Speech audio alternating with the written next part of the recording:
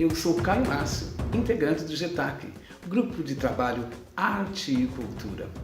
E exatamente hoje começamos uma jornada, essa chamada Encontros do Orgulho Online, onde debateremos assuntos da comunidade LGBTQIA+, e claro, cheia de performances dos nossos maravilhosos convidados. E exatamente hoje traremos a performance de Manfrim e Transália, com a sua apresentação chamada Fura. Espero que gostem e divirtam-se. Com vocês, Fura.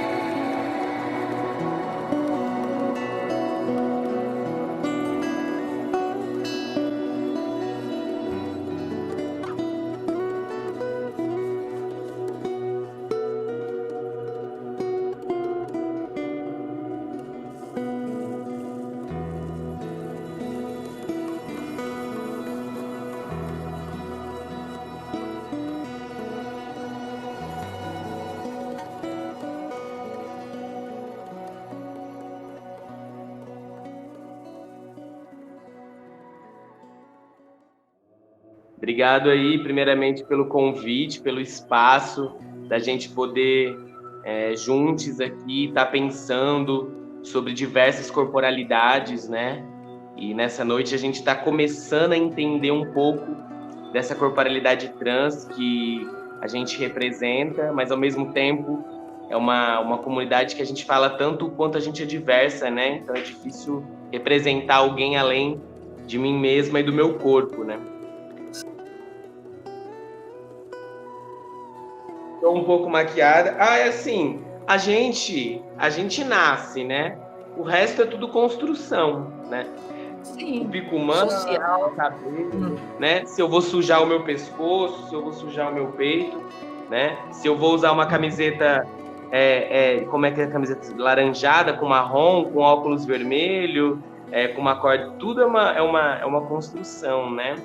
De certa forma, peitar a organização de um evento online, né? Onde a gente se expõe, de certa forma, a gente está aqui, eu estou dentro da minha casa, talvez você provavelmente esteja dentro da sua casa, ou de um espaço de intimidade, e a gente está aqui se colocando a pensar sobre essas questões de gênero, e de uma forma, às vezes, tão íntima, né? De certa forma, o meu trabalho envolve um autobiográfico, envolve uma questão do eu, então, para mim, é muito difícil desassociar a minha identidade, a minha intimidade com a obra com que eu construo, né? Então, só da gente estar pensando isso já é um ato de ação, né? Um ato de alegria também, porque a gente fala do que a gente fala, mas a gente está fazendo uma festa, uma performance. Sim. Eu realmente não tenho um método, um sistema fechado para criação de performance. E essa falta de sistema, eu tento elaborar, de uma certa forma capitalistamente, né? Me foi cobrado algumas vezes produzir conhecimento, oficina, artigos sobre isso. Então, eu falo sobre isso como uma não metodologia, mas já com a consciência de que essa arbitrariedade é uma metodologia, é uma forma de eu aplicar o que eu penso, mas a priori tem algo que me move. Eu parto a partir desse incômodo, dessa coisa que o teatro vai chamar de conflito, né? A cena só existe a partir do conflito. Na performance a gente vai falar que a performance só existe a partir da existência do corpo. Eu acho que tem essa coisa que é o incômodo. Tem algo que eu quero não necessariamente ensinar, porque a gente também às vezes não quer ensinar nada, né? No caso de Fura, por exemplo, Fura é uma performance que eu venho construindo em 2020 agora, então essa possibilidade de estar aqui agora também. Eu agradeço a Ana Giz, a Transalien, que é uma artista que ela antes de tudo, ela é minha referência. A Transalien, ela é, antes de tudo, antes de identidade pessoal, ela conseguiu construir um legado trans, do que a gente pode dizer, que assim, eu muito me orgulho de estar aqui cruzando o meu caminho cênico e performático com o dela, porque ela produziu agora em 2020, enquanto eu estou tentando produzir uma performance, essa semana produziu um festival, que é o Marcha, né? O Marcha Entra na Sala, já era uma festa, já era um evento maravilhoso, enorme, do qual eu já tinha frequentado, mas ela conseguiu transformar isso em política de ação econômica, artística, para diversas pessoas trans nesse momento da pandemia, né? Então, dá esse destaque à Ana Giza, a Transalien, que deve estar aí com a gente logo menos, né? Algum momento, e cruzar o Fura com ela. Então, Fura é uma performance que eu venho construindo a partir da problemática que as pessoas se incomodam, com como o outro lida com o seu corpo, né? E esse incômodo, né, essa necessidade de comentar, necessariamente vem a várias patologias, né? Porque, por exemplo, quando eu falo que meu nariz tá feio e eu vou lá e quero mudar, né? As pessoas não vão dizer que eu tô doente. Mas se eu desejo fazer uma cirurgia genitália, que é mais uma parte do meu corpo, as pessoas vão dizer que isso é uma doença.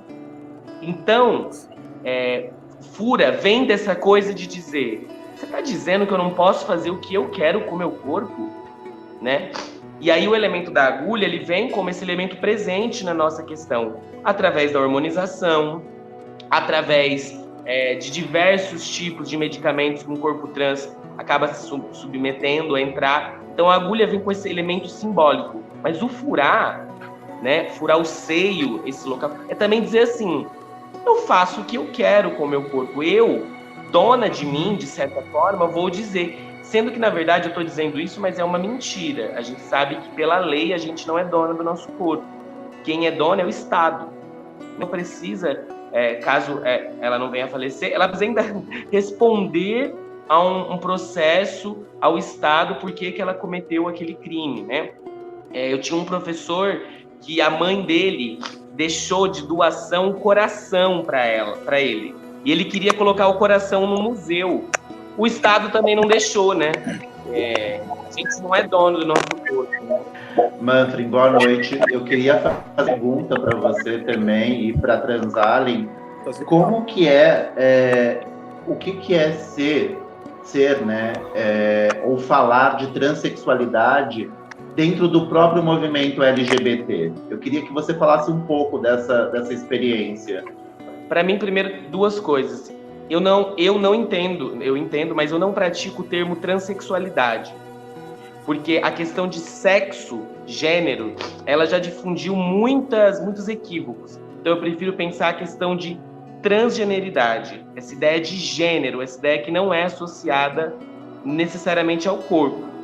E dentro do movimento LGBT, eu acho um pouco difícil dizer o que é ser a trans, o que é ser um corpo trans, porque eu acho que esse movimento de siglas também, ele não é um movimento do qual me contempla perfeitamente, né? Eu realmente acho que o movimento, ele é de implodir esta sigla. Então eu não consigo, de certa forma, fomentar o que é ser esse corpo trans, né, dentro desse sistema de gêneros, né? Obviamente, isso é uma perspectiva que eu acho que é maior do que a das siglas, é a perspectiva branca. E aí a Ana Gisa, com certeza, vai ter uma outra perspectiva para dizer o que ela entende como corpo trans, porque, no meu caso, um corpo trans não hormonizado, branca, gera uma leitura que ela é muito mais política do que necessariamente uma leitura opressiva, assim, de certa forma, eu vou dizer. Eu sei como performar algumas coisas masculinas na rua que vão me proteger, né? Há outros corpos que não conseguem fazer isso. Eu não consigo te responder porque eu acho que esse movimento de siglas e esse movimento de pensar transexualidade não é mais uma vertente que me contempla. Eu entendo. As questões identitárias, elas servem principalmente por uma questão de política pública, né? Porque quando a gente começou a lutar lá no movimento gay, no movimento homossexual do Brasil, né?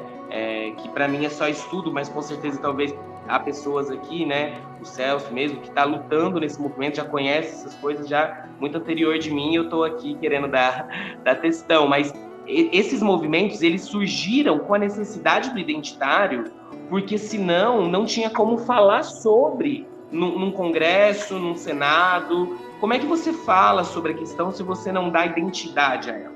Então a identidade, ela surge como essa necessidade de política pública, né? Então a política pública para o gay, a política pública depois para a lésbica. Aí foi entender que era simpatizante, percebeu que não precisava de política pública, saiu da letra. Percebe que o simpatizante o motivo do simpatizante ter saído dali é porque ali não precisa de simpatizante. Que bom que todo mundo é simpatizante, né? Tinha todo mundo que é simpatizante, né? Mas não como política pública. Então, eu entendo quando você diz, e eu acho que a gente tem que reconhecer mais essas políticas. Mas eu, como artista e como uma pessoa não binária, a minha discussão, a priori, é entender que somos singulares completamente. E que a gente também ficar embasados nas questões identitárias gera repressões específicas. Por exemplo, nunca se falou tanto sobre transgeneridade no Brasil, né? Acho que ninguém consegue negar isso, né? Tá na novela, a gente tá aqui fazendo uma live, tem 1000 pessoas fazendo live, mas esse ano 48% mais de pessoas trans foram assassinadas do que o ano passado. Então o que é que tá mudando? O para que serve, de certa forma, essa luta identitária? Então eu estou lançando mão de outra luta. Mas eu reconheço o quanto foi necessário chegarmos até aqui. Mas a transgeneridade vem com uma implosão, porque não há possibilidade de uma implementação não binária numa lógica binária. Eu sou fruta desse movimento cultural que não começou agora, da transgeneridade, de certa forma, por exemplo, uma Pablo Vittar tá ali passando na TV, né? Alguma criança que se pensa trans, olha aquele corpo, pensa na possibilidade. Então, obviamente, como conhecimento, tá. Mas a gente não pode achar que chamar a pessoa para vir fazer um evento artístico de um dia, de um momento, salva a vida dela. Esta é a questão. A minha pergunta é se nos centros de poder, se a gente cresceu na quantidade de pessoas trans. Ainda não. A gente teve uma deputada eleita, travesti, que é a Érica Malunguinho, que foi deputada aqui pelo estado de São Paulo. Mas assim, eu já fui em inúmeros bate-papos com ela. Ela fala, estamos em luta, mas a luta acabou de começar, porque eu sozinha estou lá sendo espancada. Entendeu? Diariamente. E é isso, o que ela vai conseguir fazer. Enquanto a gente ainda conseguir pontuar aonde estão as pessoas trans, a gente não pode dizer que teve mudança. Teve uma representatividade, teve uma questão de presença. A gente mudou... Ai, tô me ligando. A gente mudou de uma não presença, de uma exclusividade marginal. A travesti sempre estava na rua. Agora a gente começa a pontuar algumas travestis que estão no mercado de trabalho. Mas, por exemplo, para gravar um clipe, por exemplo, de uma mana trans, quantas pessoas foram contratadas no backstage que não eram trans? Então, obviamente, na noite de hoje, a gente está falando sobre transgeneridade, a gente chamou uma pessoa trans. Mas a gente tem que começar a fazer um movimento de chamar pessoas trans para fazer coisas que não são só de pessoas trans. Que elas também estejam disputando o mercado de trabalho com pessoas cis. Senão a gente sempre está se comendo entre nós. Porque qualquer uma de pessoa trans podia estar aqui fazendo a performance hoje. Nenhuma pessoa cis poderia, porque o caso é sobre esse. Mas e uma vez que a performance não é sobre isso? Talvez um corpo trans não possa agregar. Talvez quando vai falar sobre negritude, não chame também um corpo trans. Quando vai falar de velhice, não tô puxando a orelha não, viu? Tô sugerindo, tô falando. Sim. Sacando para você de que a mudança não aconteceu. O que aconteceu é um movimento intelectual, né? Isso é inegável. Eu sou fruta desse movimento intelectual, né? Eu faço mestrado na USP. Um projeto como o meu não entraria. Talvez nos anos 90, no começo dos anos 2000, talvez ainda não. Então, sim, teve um avanço, mas não podemos nem pensar em respirar. Eu publiquei um texto para a CUT no começo da pandemia, que a pergunta que eles me mandaram era: onde estão as travestis neste momento de pandemia? Eu falei, onde sempre estiveram, no mesmo lugar, mais desesperadas ainda para trabalhar. Elas estão continuando na rua. Como, sabe, ninguém está pensando política pública de saúde para as travestis moradoras de rua ou para as travestis que estão fazendo prostituição. Aí as pessoas falam, mas vocês só sabem falar disso. É porque elas estão lá. 90% das pessoas trans estão na marginalidade. Então, a purpurina que eu vou usar é vermelha. É linda, ó. Pensei no pescoço, tem toda uma visualidade. Olha como eu sou inteligente. Mas a cor eu não consigo mudar. Eu ainda não entendi. Não sei, assim. Eu ainda tô em pesquisa sobre a não binariedade. Eu tô aqui falando, mas a não binariedade é uma pesquisa. E ela tá, sim, crescendo, porque ela está como um vírus, e aí eu vou usar o exemplo do vírus no bom sentido, apesar de a gente estar numa época ruim de falar, mas é porque eu gosto que a J. Mombassa, ela fala de hackear, né? O Agamben também fala da profanação como uma hackeação. Então, a não binariedade, eu vejo ela crescendo como esse vírus que está começando a comer. E eu digo isso porque, principalmente dentro do movimento trans, a não binariedade está cada vez mais em pauta. Porque o que seria a não binariedade? Eu tento entender, né? É a minha pesquisa do mestrado, estou entregando agora em outubro, e outubro é agora, não estou nem acreditando. E eu ainda também estou falando que eu não entendi nada, que eu ainda preciso agora de um doutorado para entender. Mas tá vendo? Eu estou falando da não binariedade onde? Na universidade.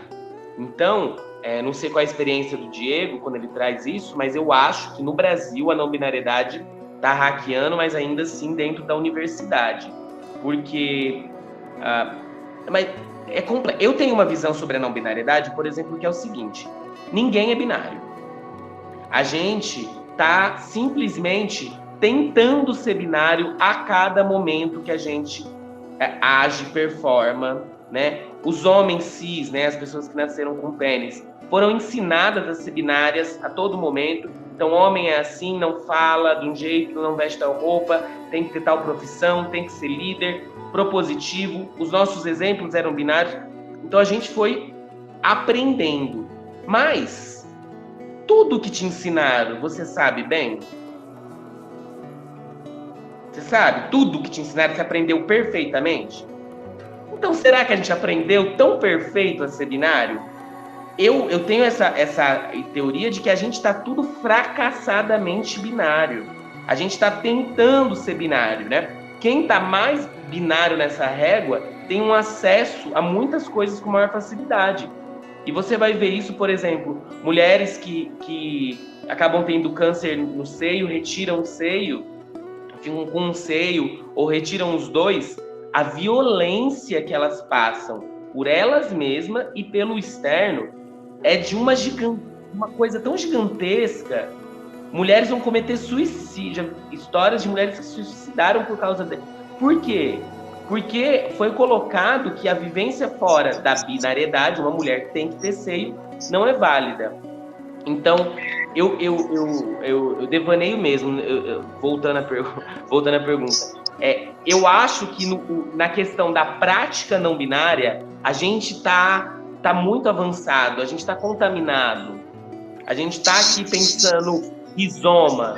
O rizoma é não binário, né? O binário é o cristão. A gente já difundiu o assunto. O problema é que a gente ainda não chama de não binário ou de binário. A gente não, quando a gente fala disso, quando você faz uma pergunta sobre está crescendo o binário, eu automaticamente penso em gênero, sendo que a luta não binária, ela é uma luta que é para desconstrução total de um Estado, né? Não de um Estado com uma proposta anarquista, mas de um Estado, uma proposta nova, uma proposta pangeia, né? A não binariedade vem fazer uma proposta para o Estado da pangeização, né? Porque o que é Brasil, né? Brasil é fruto da pura colonização, do puro estupro violento. Como é que a gente consegue alimentar ainda? Como é que a gente elege ainda líderes para essa nação? Porque vai ser melhor para a população. Quem disse?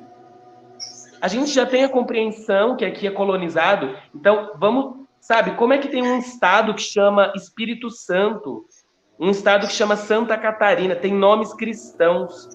Imagina um estado chamar Oxalá? Ninguém imagina. Seria um absurdo. Sabe, é uma coisa incogitável, porque simbolicamente a gente já nem associa mais.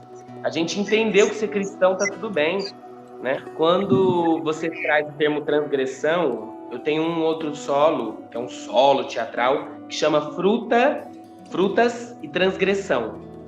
Já tem aí uma transgressão, porque tem um erro de português. Frutas e transgressão. Então, a transgressão esse é meu principal elemento de referencial para poder produzir e pensar a minha arte. Porque a transgressão, ela Nossa, você fez a pergunta assim, ó, do conceito perfeito.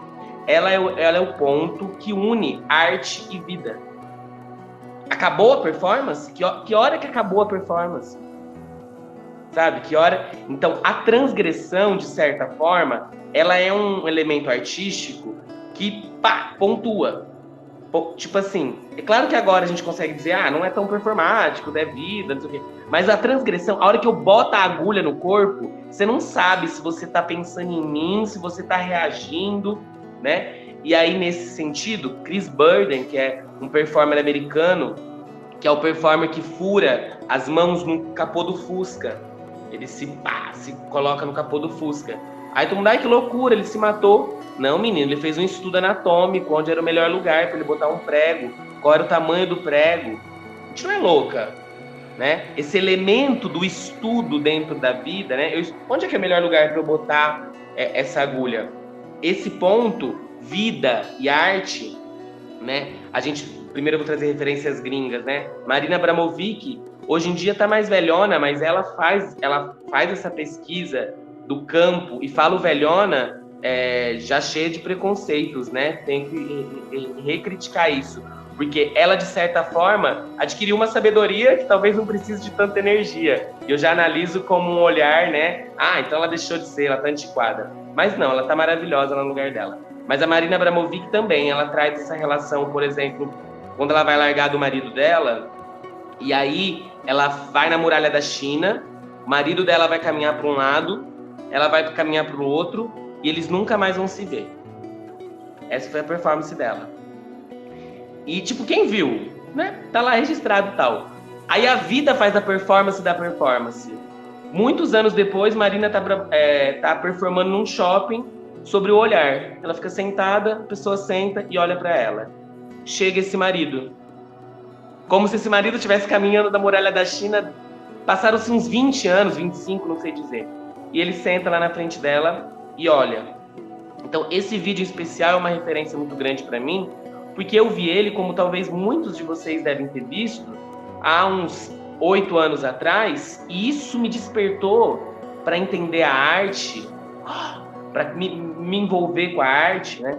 E aí, quando eu vou olhar para a arte, minhas principais referências são as manas trans, né? Quando Linda Quebrada, hoje em dia, é uma performer, uma poetisa que conseguiu hackear o sistema, é uma grande referência, né?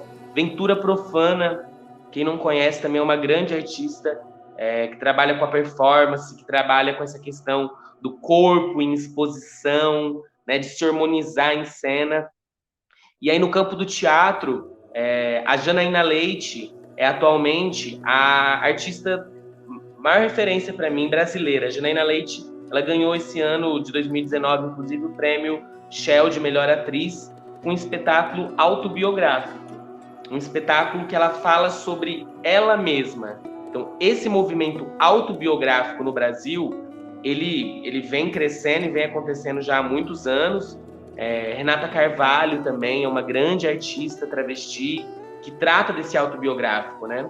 Ela tem um espetáculo que é o Manifesto Transantropofágico, que ela pergunta assim para a plateia: quem nunca abraçou uma travesti? Né?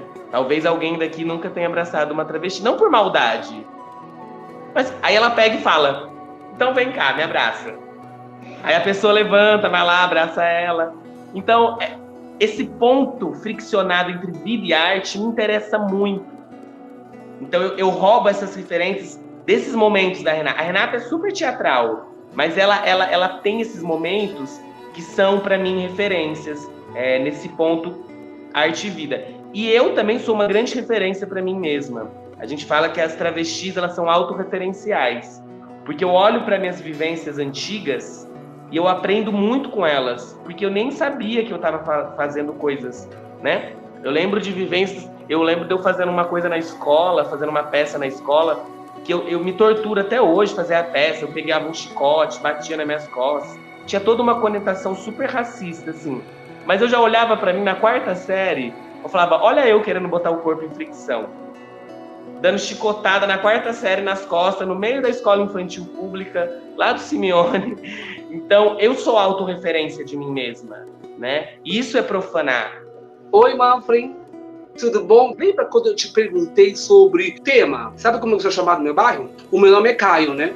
Caio. Eu queria agradecer imensamente, Caio, te parabenizar, porque quando a gente tem dúvida e a gente age, é o melhor caminho. Então, eu quero te agradecer mesmo por ter peitado esse grupo, essa pesquisa, nos convidado. Só você sabe a luta que você passa. E ninguém mais vai saber. Ninguém mais vai entender o seu idioma. Eu passo por isso. Então, eu gostaria de te parabenizar mesmo. Acho que você tem que agir.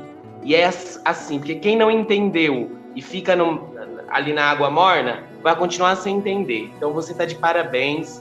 E é isso, eu sou caótica e eu parabenizo e homenageio o caos ao meu redor. Queria pedir para quem está nos assistindo, vocês e quem mais nos assistir aí, não sei se essa live vai ficar disponível, seguir nas redes.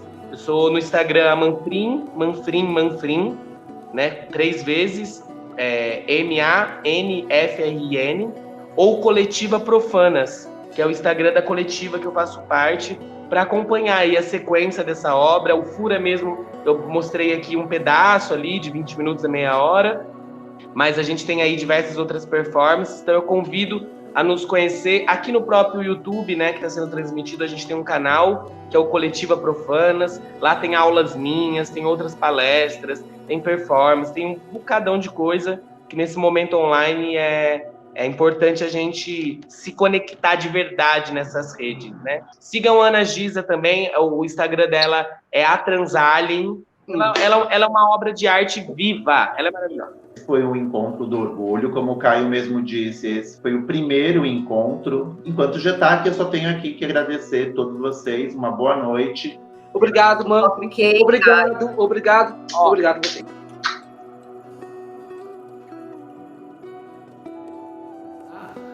Quero agradecer a todos que esteve conosco nesse nosso primeiro encontro. Espero encontrar vocês no nosso próximo encontro chamado Raça. E também, em nome do grupo, agradecer às nossas convidadas Manfrim e Transalien. Até a próxima!